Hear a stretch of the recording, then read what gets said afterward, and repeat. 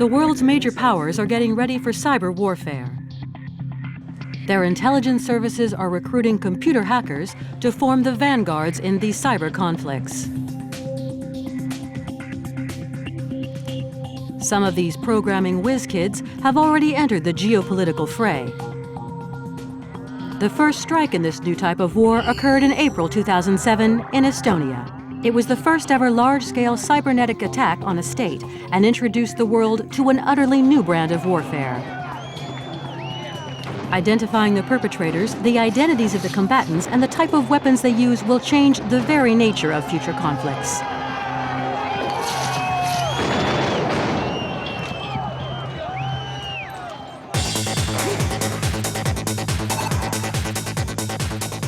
Our investigation begins in Estonia. The fledgling nation-state of Estonia took a gamble in opting for massive computerization. Every Estonian is having this kind of card. You have to also have an ID card. I have my ID card here. Each ID card contains an electronic chip. The Estonians do everything online, from paying taxes and casting their vote to taking part in cabinet meetings. Estonian government has been using electronic tool for the decision-making for nearly 8 years. So all the materials for government session are prepared in electronic form. The ministers access all relevant documents also on the computer, and they can vote before actual meeting. Other countries are more than likely to emulate Estonia's rush to computerize everything in sight during the coming decade. We've been eager, the young country, the young democracy, to develop all kinds of e-things like e-elections, e-banking, mobile banking. So there's been a lot of new developments which are unique on the world scale.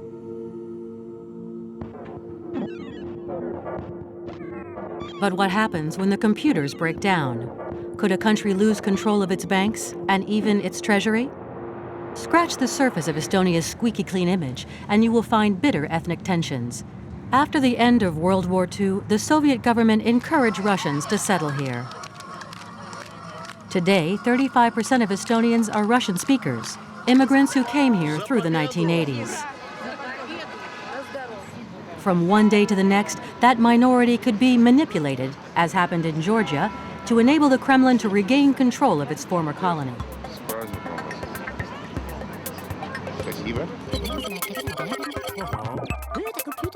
When those ethnic tensions flared up, Estonia's reliance on internet turned out to be its Achilles heel. It was very confusing and in previous days because we didn't understand what is going on. Hillar Arled is in charge of the Estonian Information Security Department. It was much more bigger than we predicted. The hackers struck on May 1st, 2007, a highly symbolic Russian national holiday. First, they replaced the home pages of government websites with pictures that lampooned the Prime Minister. Then network traffic suddenly increased, sending the servers into gridlock. Over the next few hours, the Russian-speaking population took to the streets of the capital. The Estonians began to feel that their government was losing control of the situation.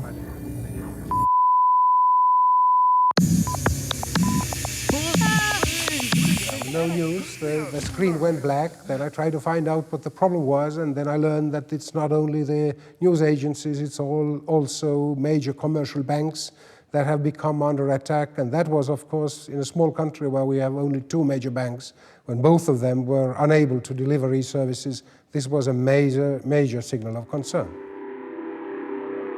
Jack Avixo was appointed Minister of Defense shortly before the cyber attack degenerated into rioting.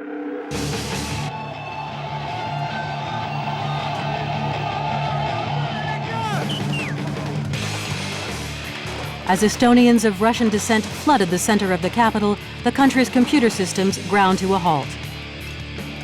Gasoline and bread were no longer being delivered to retail outlets. A wave of anarchy was sweeping the country. The Estonians expected to see columns of Russian tanks invade their cities any minute. Without computers, the state could not function.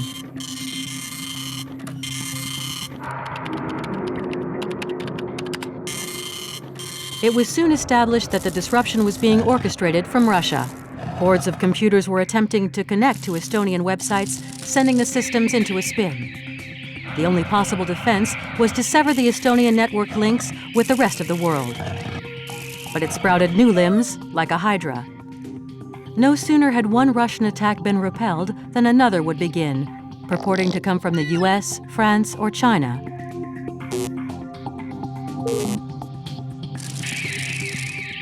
Thousands of computers all over the world were seemingly being controlled by an unseen hand.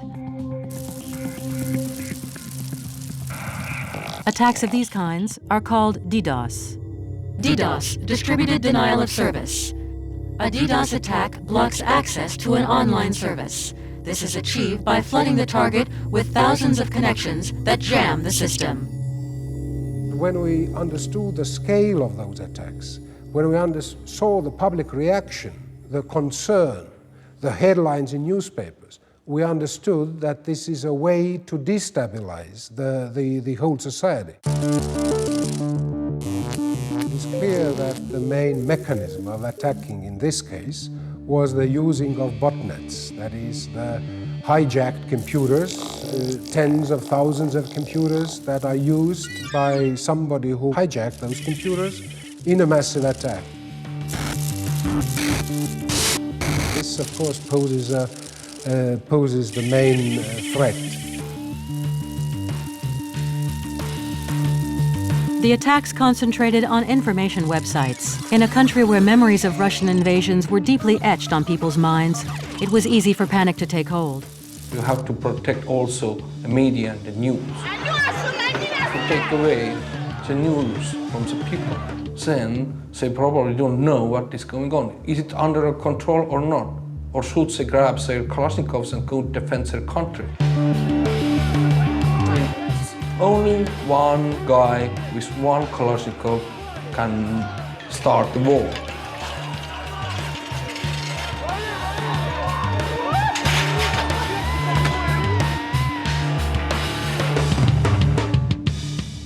One man with a Kalashnikov can start a war.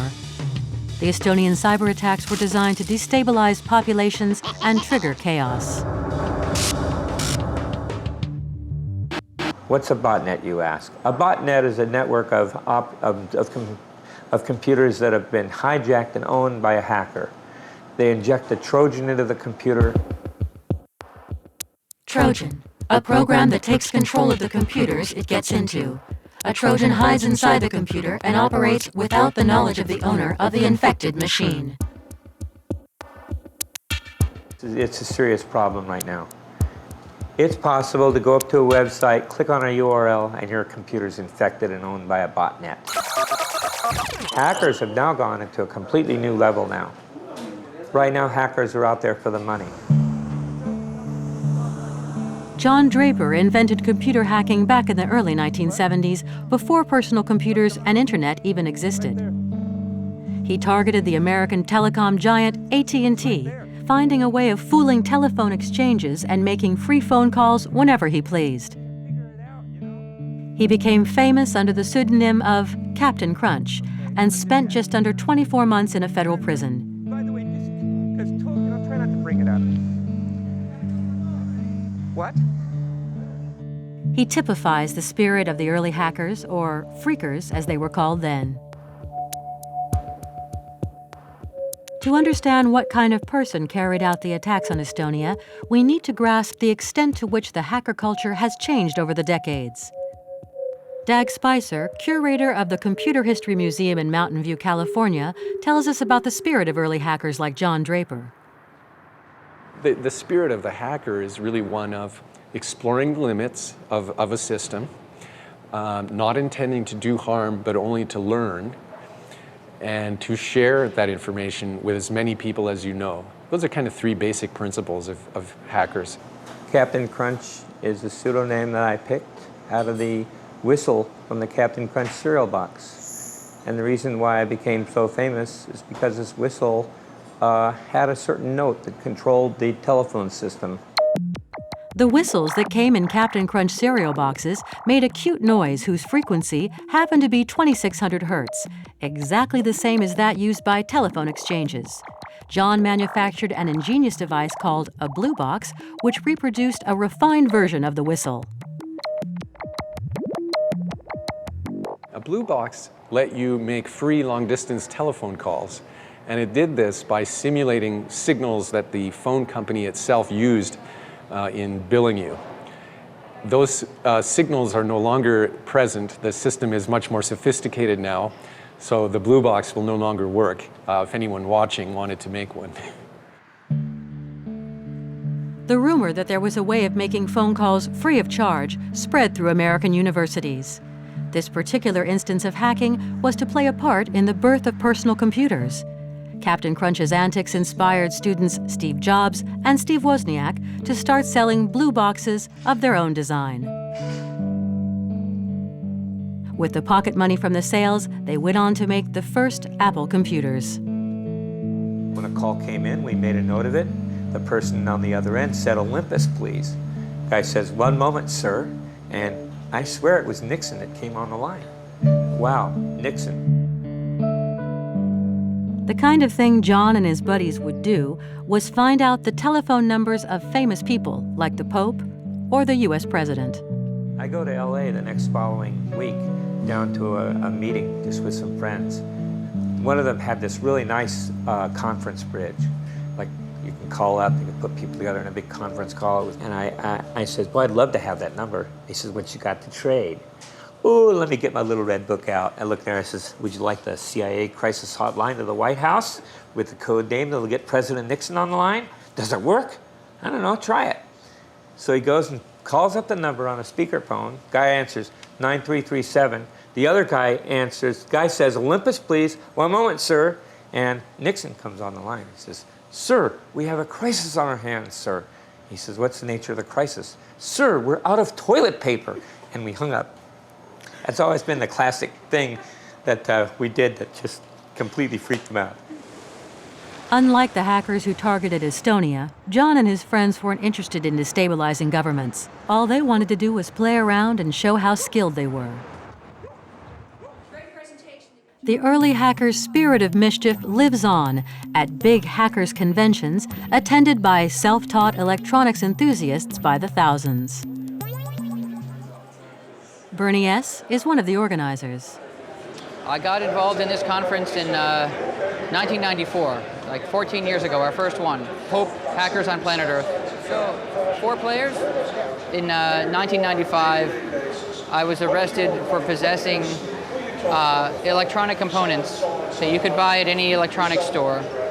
Law enforcement in this country thought it was a big threat if individuals could change their cell phone number at will.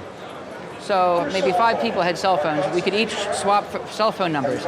And if law enforcement was trying to wiretap one phone, if that person could change their number to another person's phone with their permission, it would drive law enforcement crazy. They wouldn't be able to wiretap anybody.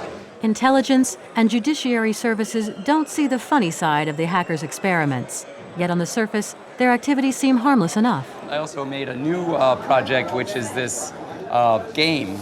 And it's just this trippy mood light. 30 years later, Mitch Altman is still influenced by the John Draper School of Californian counterculture. He loves weird gadgets and shows us his latest inventions. This is the brain machine. Your brain synchronizes to it and it gets you into a really nice meditative state.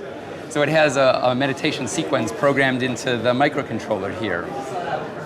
Even though it's just a red light, I'm seeing these swirling snowflakes that are just bright white with this yellow sort of fuzz floating out in all directions. And it's really beautiful. You know, look at these people. They're totally into it. And it's like little kids playing with blocks. There is always some level of ambiguity. On the one hand, hackers' quest to explore the marvels locked away inside computer processors, and on the other, their potential to use or misuse the power machines give them. The attacks on Estonia show that the authorities are right to be suspicious of hackers. The power of computers can be used to destabilize an entire country's networks. The U.S. Army closely monitors techniques used by hackers. Chris Eagle teaches computer science at the Naval Postgraduate School in Monterey. Each year, he takes his students to hackers' conventions like the one we've just seen. There is a competition called Capture the Flag, which is an offensive, defensive kind of network security game. There's 8 teams in the game. Each of the 8 teams is responsible for defending an identically configured server that runs some various network accessible services. And each of these services has a vulnerability built into it by the game designers. And each team is responsible for attempting to defend the vulnerabilities and also to attack the vulnerable services on each of the other teams.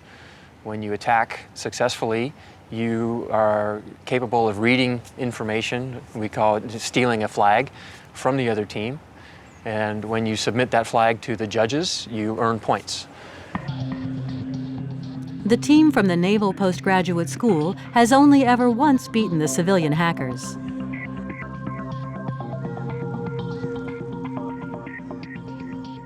John Arkilla teaches defense analysis in the same school. He tries to convey to U.S. officers that information technology means totally rethinking the art of war. Sometimes Defense Department officials go to hacker conferences and try to recruit. Cyber war making is now a capacity that runs well beyond government. The ability to invest and develop a very substantial capacity for cyber warfare is widespread. It cannot be controlled by a few nations. It cannot be kept out of the hands of even small groups or even individuals. And so the 21st century is one in which the individual is becoming tremendously empowered. The uncontrollable spread of hackers' disruptive potential is cause for huge anxiety among the military. Hi, are you alone? Yes. Welcome to our hacker's cave. As you can see, we do some stuff. For instance, here's what you can find in the suite at a famous Las Vegas casino if you care to investigate. Our victim is a car, it's not a computer. It's the satellite navigation system, which is something which is close to a computer, but it's inside a car. And so we created circuits that send fake messages, emulating a very small radio station. And if we put this antenna in a clear zone at like 10 meters of height, then we can easily reach 2 kilometers. If they wanted to, they could wreak havoc on the main boulevard of the gambling capital. You can put a bullfight on a highway, or boxing match, bomb alert, or even air crash. Air raid, so when a plane wants to bomb you, tornadoes, or if I were in the United States, I could probably send terrorist incident. And I think that will raise some suspicion, especially here, that, you know, they're very sensitive about these kind of things. These hoaxes are simply jokes in slightly dubious taste. But what if they were directed at strategic targets? Today, as I look at the information infrastructures of most advanced countries, I see that they are both highly dependent upon information technology and highly vulnerable to disruption. We tend to think a lot about weapons of mass destruction. That was the reason the Iraq War was supposedly fought, and mistakenly fought. I think we need to be considering very seriously the possibilities of mass disruption. And it seems to me our open societies provide an almost endless set of targets for skillful cyber warriors, from power and water infrastructures to financial systems. We have a great dependence on systems whose disruption would cost us tremendously.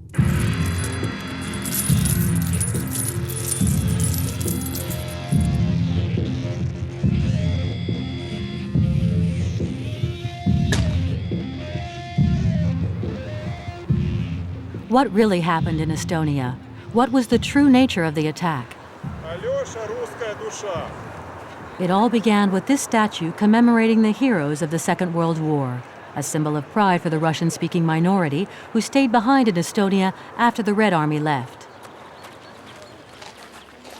It was after the government decided to move the statue to a remote corner of the capital that the cyber attacks began. Wars are the prerogatives of nations. So was the Russian government behind the attacks on Estonia?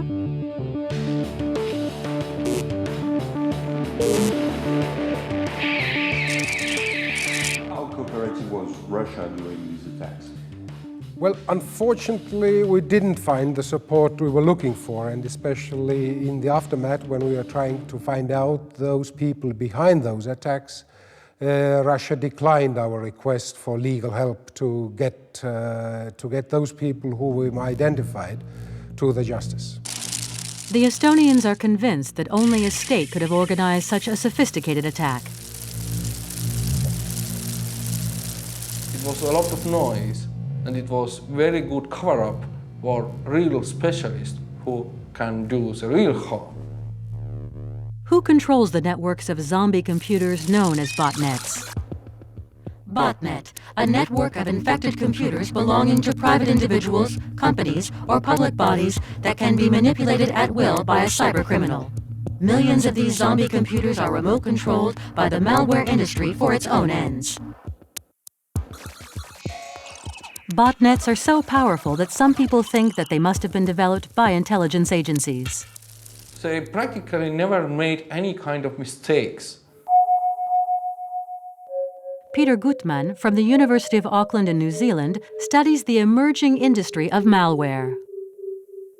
So in terms of the attacks on Estonia last year, there's an awful lot of rumours flying around, and there's lots of contradictory rumours. So one thing that, some people have mentioned is that it was sanctioned by the Russian government. But I think a much simpler explanation is simply that Estonia took an action that a number of Russians took as an insult. And you've got lots and lots of Russian malware authors with huge amounts of botnets and computers at their disposal. So obviously they're going to show their displeasure by attacking Estonia. It doesn't require anything as sophisticated as government involvement. All it requires is a couple of malware authors to direct their botnets at Estonia. Malware, malicious software, a program whose effects run counter to the wishes or interests of the owner of the computer on which it is installed. Viruses and Trojans are examples of malware. It's not so much the number of people involved, it's the size of the botnet. If I've got a botnet containing 1 million PCs, I can take out pretty much anything I want. The cybercriminals who control a zombie network can instruct it to attack any target they please. Is there any effective means of defense against such attacks? In effect, they stopped. They stopped, you didn't stop them. It's very difficult to stop single lost soldier in the field. It's sometimes practically impossible. It's a frightening thought that the incipient cyber war in Estonia was probably started by a handful of Russian hackers wielding botnets. Hilar Arled's single lost soldiers. It wasn't easy to get to meet one of these shadowy figures. We ended up traveling to Volgograd in southern Russia to talk to a 16-year-old hacker we'll call Luke. Once he was satisfied we were not from the security services, Luke agreed to be interviewed. We started by asking him whether he had been involved in the Estonian attacks. I lost interest in destroying websites just for kicks ages ago. I might do it for money, but not out of patriotism.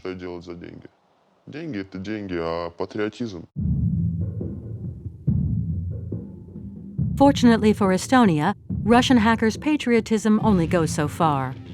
After a while, they abandoned the attacks and went back to more lucrative activities.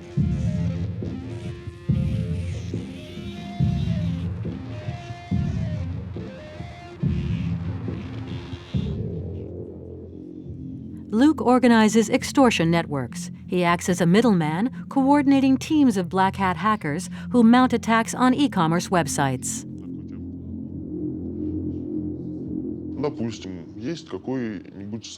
Say someone wants to access the database of an e-commerce website, and they don't know how to do it themselves.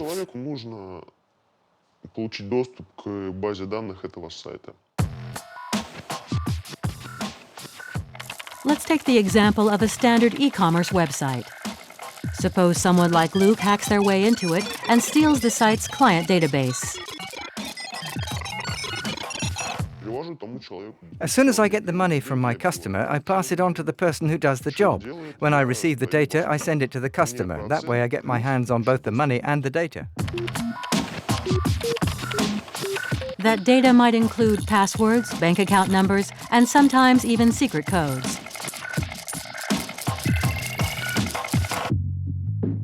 A database of this kind may contain information about hundreds of thousands of clients. If they find out that the information they supplied has been compromised, the enterprise could lose its reputation for good. A ransom letter is sent to the site owners, for whom each minute that passes means a potential loss of vital revenues.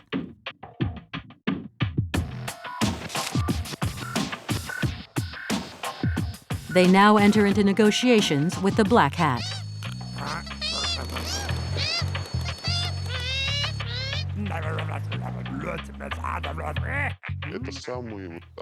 That's where the problems start. All bank transactions are very closely monitored. So to get the money out, we use various setups and payment systems. Different banks, different countries, different people. Sometimes money is converted to goods and vice versa somewhere in the chain. Sometimes we lose a lot of money along the way, but it's safer. Safety first. The sum demanded is often paid via a website that enables the hacker to receive it directly in gold without having to go through the conventional banking system. Once the ransom has been paid, the site owner's client data are returned.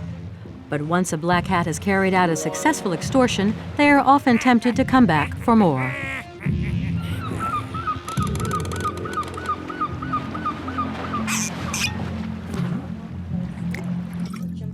Does your mother know what you're doing?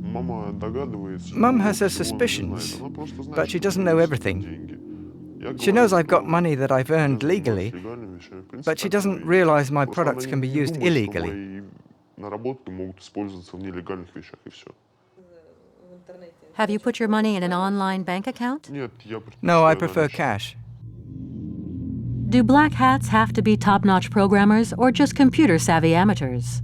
So to write a rootkit is probably 5 to 10 years ago when one person would write it by themselves. I would estimate the very simple rootkits that existed back then, which weren't that sophisticated, you could probably do it in maybe a couple of weeks, depending on the level of sophistication. The problem is now that this is a complete industry. So you've got a team of people doing it, you've got beta testers, instead of being tested on one single machine, so that often it wouldn't affect different machines because it had only been tested on one machine. Now they have a variety of different machines, different software installed, different service packs, and they're tested on all the different versions to make sure that it works.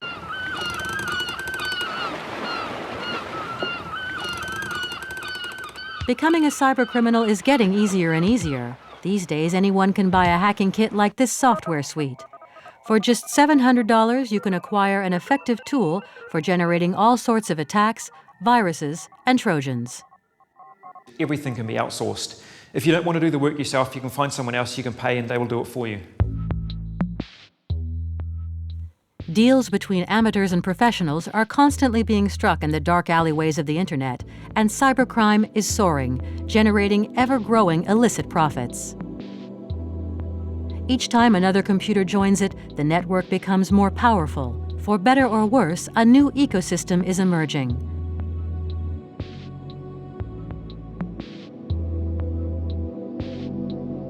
This has been summed up by Robert Metcalfe, one of the inventors of Ethernet. Metcalfe's law. The power of a telecommunications network is proportional to the square of the number of connected users of the system. The more users belong to the network, the more powerful each of them becomes. How can the law be enforced when the perpetrator of a crime is in Moscow and the victim is in Paris, Bombay, or Los Angeles? Wildly irresponsible behavior is tolerated on the net. In U.S. elementary schools, thousands of additional computers are connected to the internet every year with no protection whatsoever. In a matter of minutes, they become carriers for viruses, spams, and Trojans.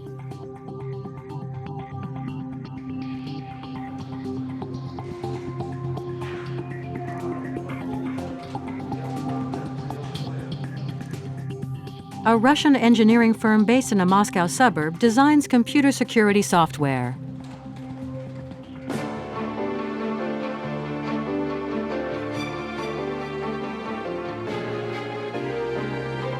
Unlikely as it may seem, this galloping Indian chief is actually a Russian. Kaspersky Lab was founded in 1998 and has become one of the leading anti-malware firms. Its Silicon Valley-style success is a matter of huge pride for its founder, Eugene Kaspersky, and it looks as if there will be no shortage of work in the years ahead.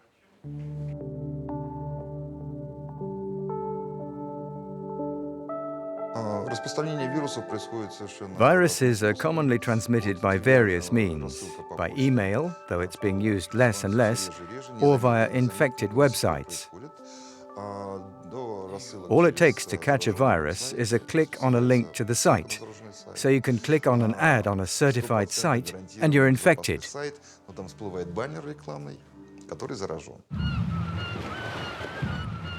Internet is now rife with viruses. They used to be mainly concentrated on porn sites, but even the most familiar systems now contain Trojans. Let's look at what happens when malware finds its way into your computer. Here's an illustration of how a Trojan works in practice. When you log on to your online banking service, the Trojan takes a series of screen grabs while you're typing in your confidential access codes.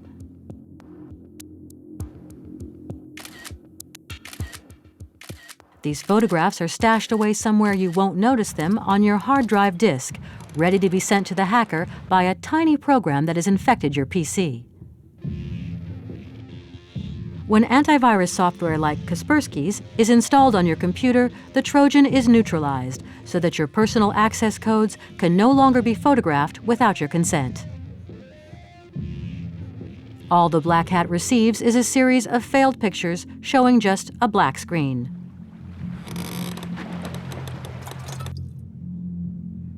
Kaspersky's young engineers detect up to 500 new viruses per day.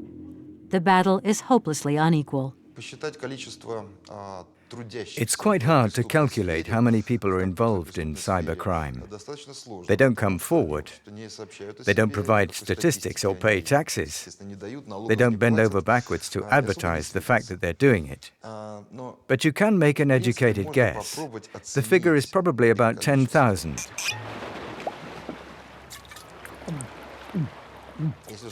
We know how many people work for antivirus software firms. Those figures are readily available. There are only a few thousand of them, so there are 10 times more cyber criminals than cyber doctors.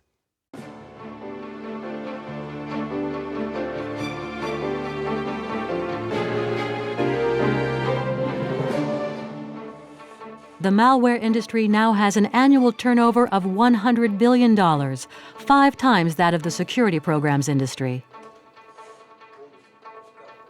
Eugene's films always have a happy ending, but in real life, it isn't always the good guys that win the war. There was a survey released at the OSCERT Security Conference about 2 years ago where they looked at the most popular types of antivirus software, and they found it had an 80% failure rate. So in other words, 8 out of every 10 viruses would walk straight past the antivirus software and get onto your system. The virus authors actually tune their software. So they'll download a copy of the antivirus software and they'll modify it and modify it and modify their own software until it gets past the antivirus software, and then they'll release it. Writing an antivirus program is like making a pill to cure all diseases. It's extremely difficult. The hackers are always one jump ahead of the security industry.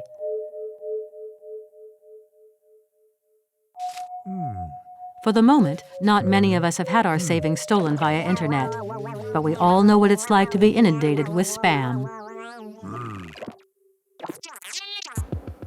Spam, unsolicited, intrusive mass advertising email. Spam represents 85% of email traffic on internet.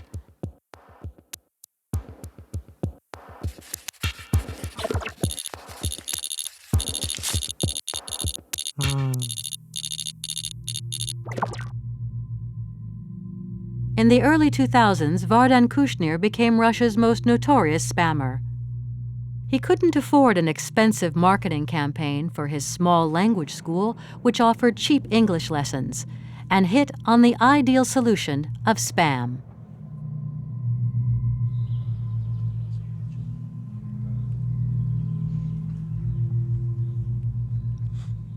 Three years after his assassination, we meet the staff of his school paying Kushner their respects. I got nearly all the information after his death, you see, and only after it I read in papers, it was in papers that he was the most notorious spammer in the country, something like that. This is what I know about it. And did that surprise you? A little bit, a little bit. He was a very ambitious person, and he was not an ordinary person in very many ways. Thanks to the school, Kushner seems to be well on the way to achieving the success he dreamed of. With nearly 100 clients, he was earning several $1,000s a month and living the high life in Moscow, a high life that included mixing with some low-life acquaintances. At its peak, the language school was sending 25 million unsolicited emails per day. Kushner became a celebrity, but the Russian authorities eventually lost patience with his antics.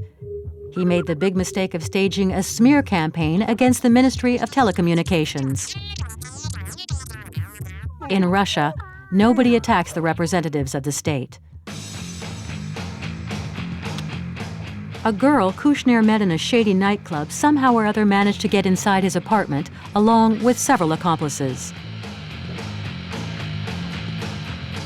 The motive for Kushner's killing remains unclear. Did the authorities have a hand in it? From where he is now, Kushner's spirit continues to hover over the language school. His former partners still use large-scale spamming campaigns to promote their English classes. At a time, it can be hundreds, nearly close to 1,000 students. At a time, you say, it can be. It depends on the advertisement and maybe on spam. Okay, so it means it's free. When you have a good spam campaign, then you can have a lot of students. Surely. For Warden, for me, for students we worked with, it was rather useful. For every Vardan Kushner who meets an untimely end in mysterious and lurid circumstances, thousands of Russian hackers remain. Why has a police state allowed this illicit industry to develop without intervening to a significant extent? Luke, the Volgrad Black Hat, enlightens us.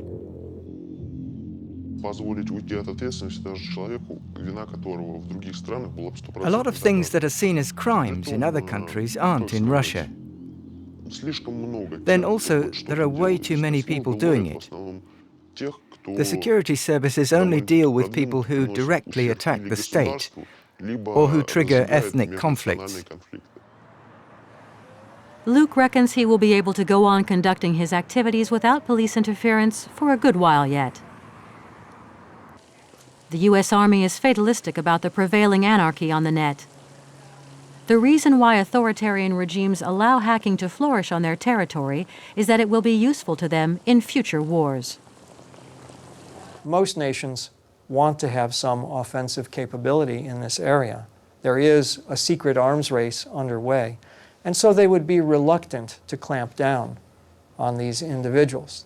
That seems to me to be a problem. We look at a country like China, for example, which has a great deal of control over the civil liberties of its society, but also one of the most vibrant hacker communities in the world. Countries are waging a secret war using hackers as a front. Sean Carpenter was fired from his job at a nuclear research center, the Sandia Laboratories, after he uncovered a massive theft of confidential information. How critical were the data that you saw actually compromised through that process? As far as just some of my past work, yes, very critical. It's not classified per se, but it would definitely help. Some government develop rocket boosters or guidance systems, for example. A lot of the devices used in satellites and other spacecraft. They have dual uses: the gyroscopes, the onboard computer systems, and other types of navigational systems have applications in ballistic missiles, for example. So, in my book, that's quite sensitive. So. Sean informed his employers that plans had been sent to hacker sites in China. His superiors told him to drop the matter, but Sean persisted. Since the research center refused to take action, he notified the FBI. When his bosses found out what he had done, he was unceremoniously fired. In other words, his employers attempted to cover up the serious information leaks from a top-secret laboratory. Sean won the ensuing court case, but to avoid going to appeal, he agreed to a settlement forbidding him to discuss the case in the future. Do you think it's been actually proved that Chinese government were involved in specific attacks? I don't. That's a question I don't think I can answer. If I were them, I would be leveraging this type of information. It's you don't need to conduct any sort of Watergate type of intrusion with black suits and Spider-Man gear or anything. If you can just do it from your living room, why wouldn't you? Why wouldn't you train people? Why wouldn't you recruit people in colleges and mold them for these types of jobs? And it would be silly not to.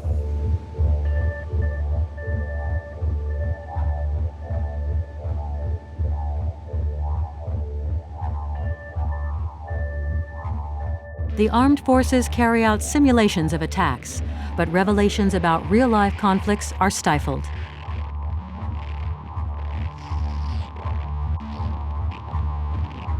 And the answer from the Chinese service centers that received the compromised information was the same: no comment.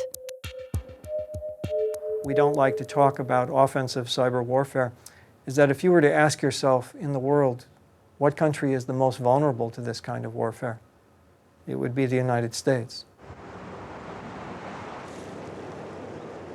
Cyber warfare is a guerrilla conflict. The world's most powerful countries are becoming painfully aware of their weaknesses. All of a sudden, individuals are able to evade the control of sovereign nations. Cyberspace opens up the possibility, really for the first time in organized human history, that is, since states and empires came into existence. This is really the first time that individuals are able to wield enormous personal power. You can have a single hacker or a small group of hackers who could be controlling millions of other computers.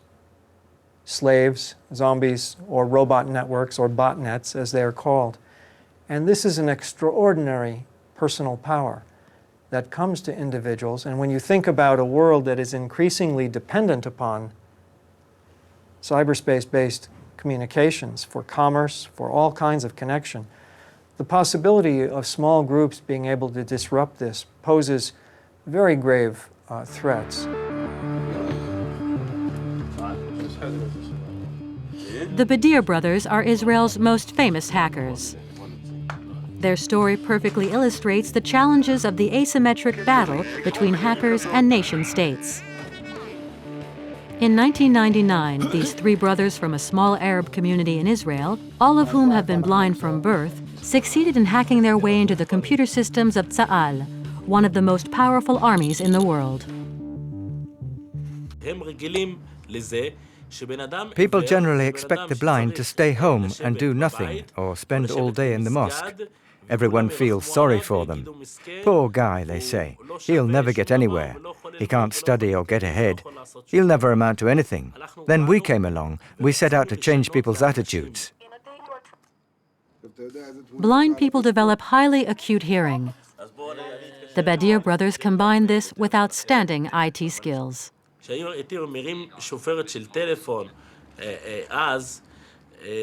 Every time I picked up the telephone receiver, I heard things on the line that someone with normal hearing wouldn't catch.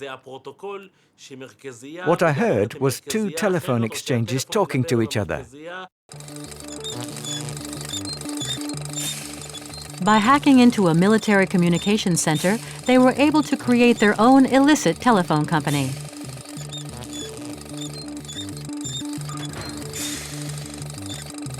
Soon, the SIM cards they produced were doing the rounds of all the Palestinian villages.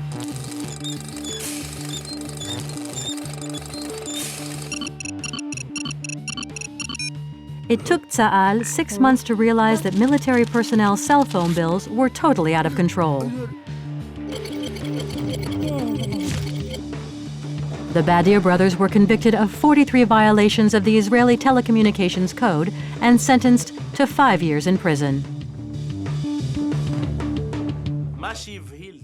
What really freaked the police and the judiciary was that they were dealing with three minds so closely connected they were functioning like a single brain. 3 severely disabled hackers took on the third biggest army in the world, and $10 million went up in smoke.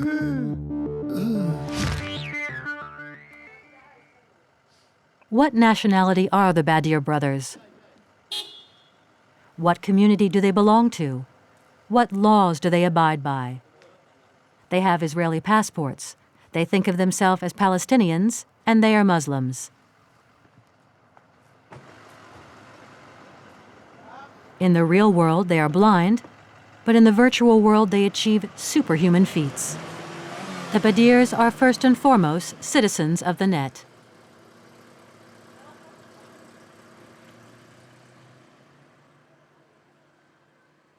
Now, who's winning the organizational race? When David Ronfelt and I What are the implications of a connected world in which virtual communities are gradually taking over from nations? That terrorists and transnational criminals were going to get the lead in this organizational race because they had for long decades had to exist in covert fashion. Al-Qaeda was the first virtual network able to compete effectively with a nation-state.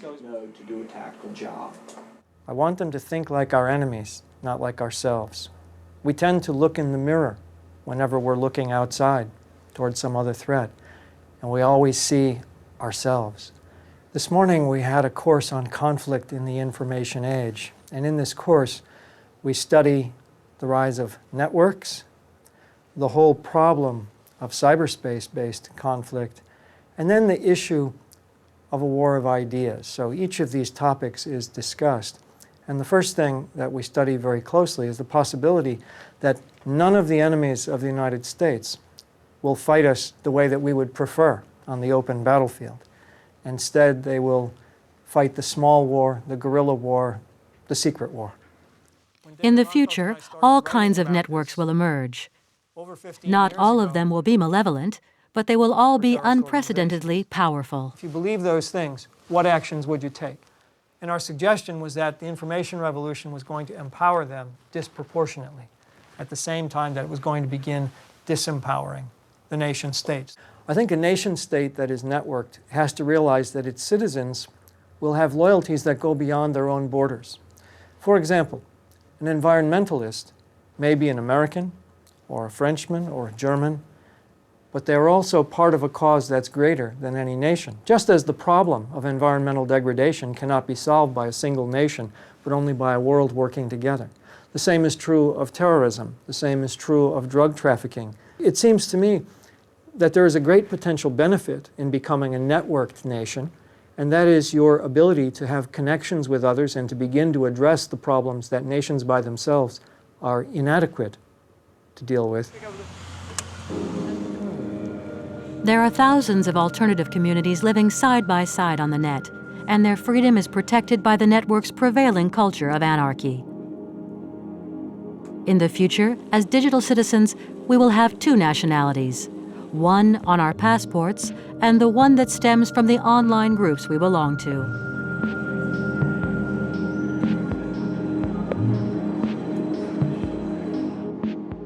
When the forefathers of computing invented these machines, they laughed at the notion that computers might ever be capable of controlling human beings. Computer programs are full of flaws and inaccuracies. But it is thanks to those very flaws that machines are taking on a life of their own and evolving into a new ecosystem that has long since escaped the control of those who created it. As our investigation reaches its conclusion, the question we should be asking ourselves is, will we ever regain control of Internet? I don't know. I can say no. I don't know. Unfortunately, I don't know how to explain it without invoking lots of mathematics. I'll give it a try. I'll give it a try. Okay. Yeah. So one of the problems is that these viruses exploit bugs in software. So can we create software that is completely bug-free? And no, we can't. There's a very famous problem in computer science dating back to the 1940s called the halting problem, which is, can we prove a certain property about a computer program? In this case, can we prove that this program will halt at some point rather than simply running forever? And there was a mathematical proof done by a mathematician called Alan Turing, which shows that we can't actually prove that for any non-trivial program. So if you've got a program that's 10 lines long, you can prove certain things about that and you can analyze it.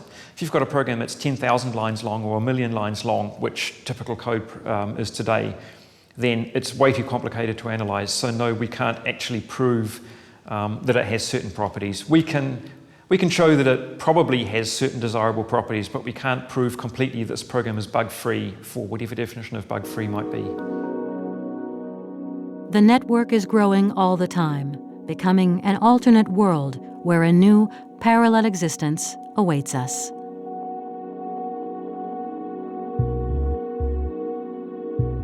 I'm on the record as saying that I think hackers should be treated a little bit like the German rocket scientists were at the end of World War II.